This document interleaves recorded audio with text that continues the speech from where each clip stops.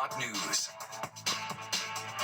A shakeup for pet stores in New York and new laws barring shops from selling dogs, cats, and rabbits. And it's affecting both businesses and pet lovers. Fox 9's Michelle Ross has more on the story. Pet store puppies are no longer for sale in New York State. The law went into effect on Sunday, banning the retail sale of dogs, cats, and rabbits.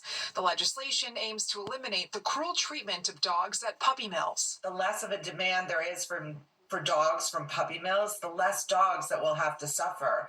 Back in November, Fox 5 News interviewed the owner of Petite Pets Puppy Boutique in Huntington Station, who said her store is different and that she works with one AA rated breeder. We're like a diamond. We're a whole different place compared to everybody else. I welcome anybody to come in here. I mean, the assembly can watch, Holchel can watch, it doesn't matter. Like if she signs a bill and it means all of us, what do you do? Another argument against pet stores is that it leads to euthanization of cats and dogs due to overpopulation at shelters. According to Best Friends Animal Society, data in 2023 shows more than 415,000 dogs and cats were unnecessarily killed at shelters. They hope that number will now be eliminated. There was 7 million people that was estimated to acquire a pet in 2024, and if 6% of those chose to adopt rather than purchase an animal, we can end the unnecessary killing of animals, in cats and dogs, in local shelters. Here at their life-saving center in Soho, they say they provide the appropriate care, resources, and love, and that their volunteers spend time with the animals, offering enrichment.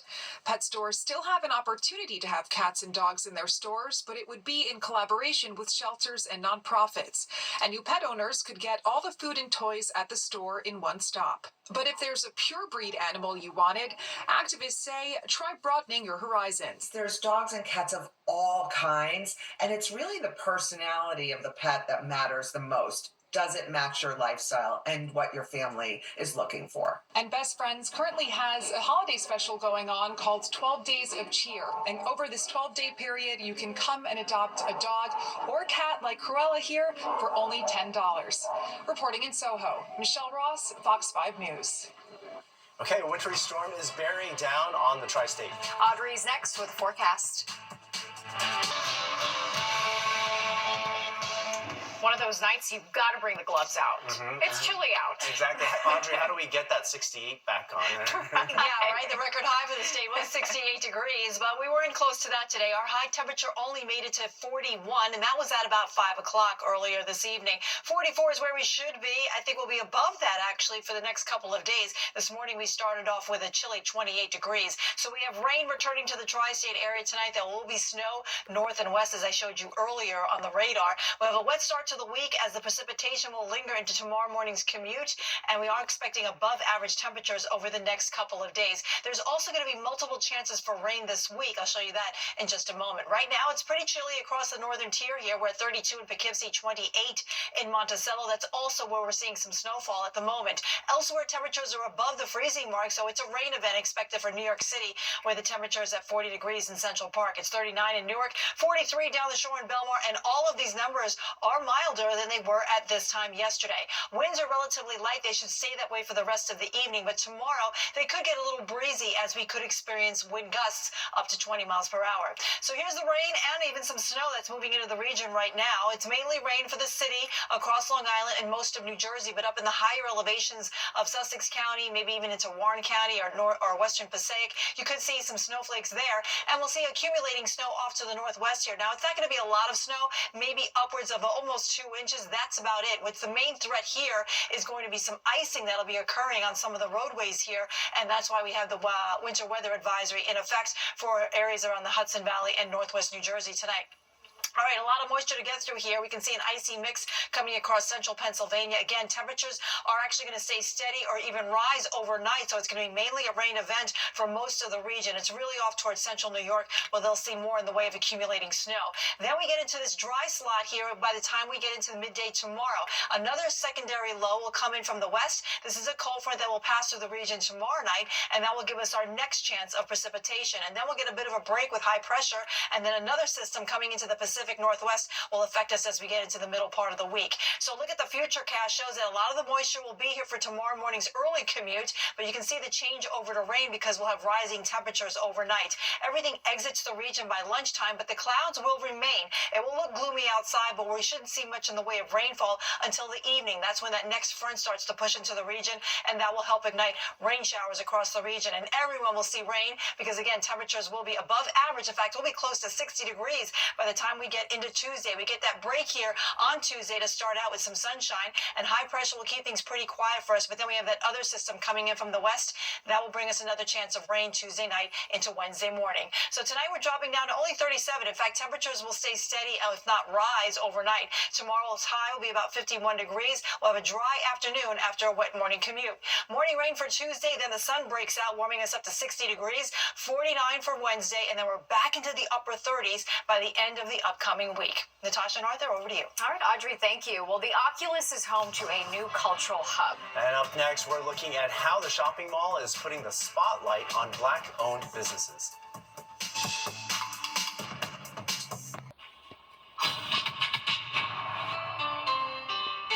Time now for a look ahead at some stories that are happening this week. The posh Upper West Side has been rocked recently with a surge in crime, many of them happening in broad daylight. And sources tell Fox 5 that tomorrow night, Mayor Eric Adams will hold a public safety town hall at the Goddard Riverside Community Center at West 88th Street. That's expected to draw angry residents demanding City Hall take action to reduce crime there. The accused killer of United Healthcare CEO Brian Thompson will be back in court on Tuesday. Luigi Mangione is expected to waive his extradition to New York. He's expected and currently being held in a prison in Pennsylvania where he was caught. Manhattan prosecutors are reportedly already presenting evidence to a grand jury. On Thursday, residents of Roosevelt Island are holding a day of action. The group says the tram is overrun with tourists. They want priority boarding for people who live and work on the island. More than a dozen people are expected to speak at the Roosevelt Island Operating Corporation board meeting.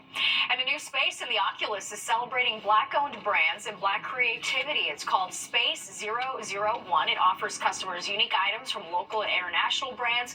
But its founder says it's not simply just a place to shop. It's also a place to build culture and community. The space hosted a special panel today featuring up-and-coming Black entrepreneurs and designers who shared the ins and outs of developing a successful brand.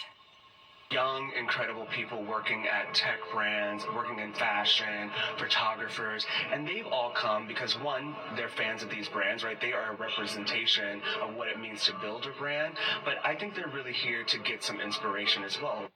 Space 001 also features a collection of an art and archival library as well. All right, thanks so much. Well, we're going to be right back, but first, let's take a look at what we need to know about tomorrow's commute. It's time for the Memorial Sloan Kettering Man, how cute is this? The National Zoo in Washington, D.C. getting ready for some pandemonium, you could say. The lines are sure to get unbearably long when Bao Li and Qingbao make their debut on January 24th. The National Zoo is giving another sneak peek at its new giants, posting this video.